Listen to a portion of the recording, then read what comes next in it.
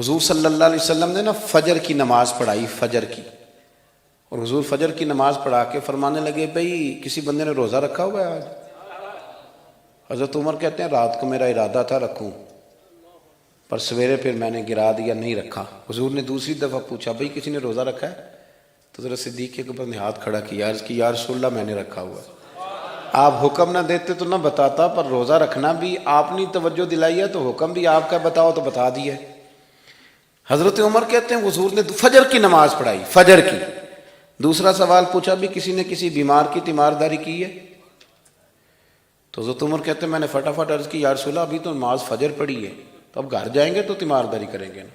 تو حضور نے فرمایا عمر تو ذرا ٹھہر جانا، جلدی نہ کر، ٹھہر نہ ذرا، رک تو صحیح۔ تو حضرت عمر فاروق رضی اللہ تعالیٰ عنہ فرماتے ہیں میں چپ کر گیا، حضور نے فرمایا بتاؤ بھی کسی نے تیمارداری کی ہے؟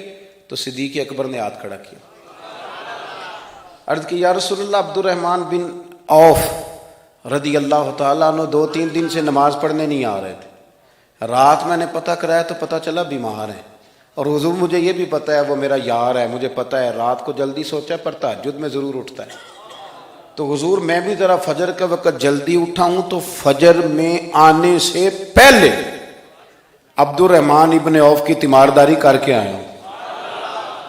حضرت عمر کہتے ہیں میں نہ ہلکا ہلکا ڈھیلا پڑ گیا۔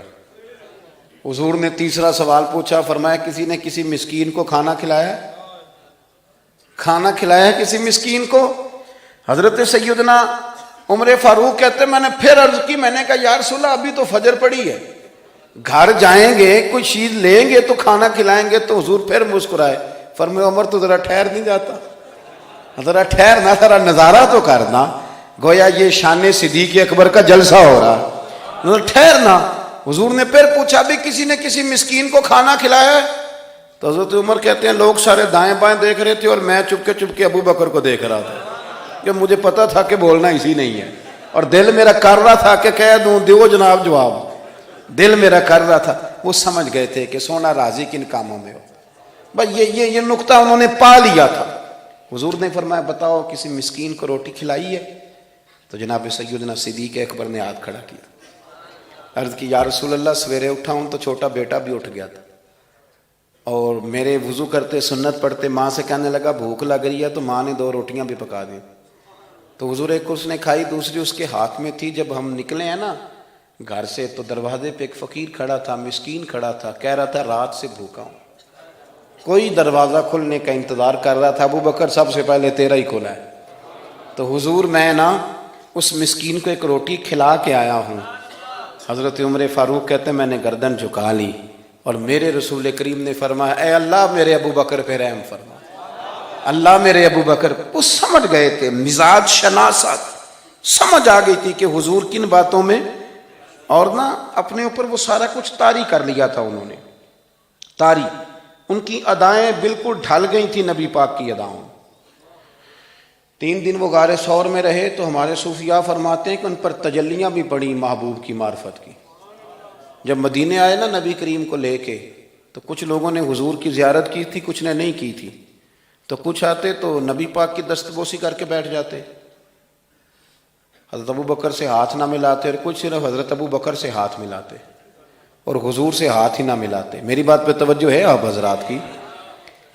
تو کچھ لوگوں کو نا شبہ ہونے لگا، وہ معاذ اللہ سمجھنے لگے کہ شاید یہی اللہ کے رسول ہیں۔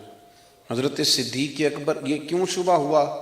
تو ہمارے محدثین فرماتے ہیں کہ ابو بکر صدیق بولتے بھی اس طرح تھے جو میرے نبی پاک کا طریقہ، بیٹھتے بھی اس طرح تھے جو رسول پاک کا طریقہ۔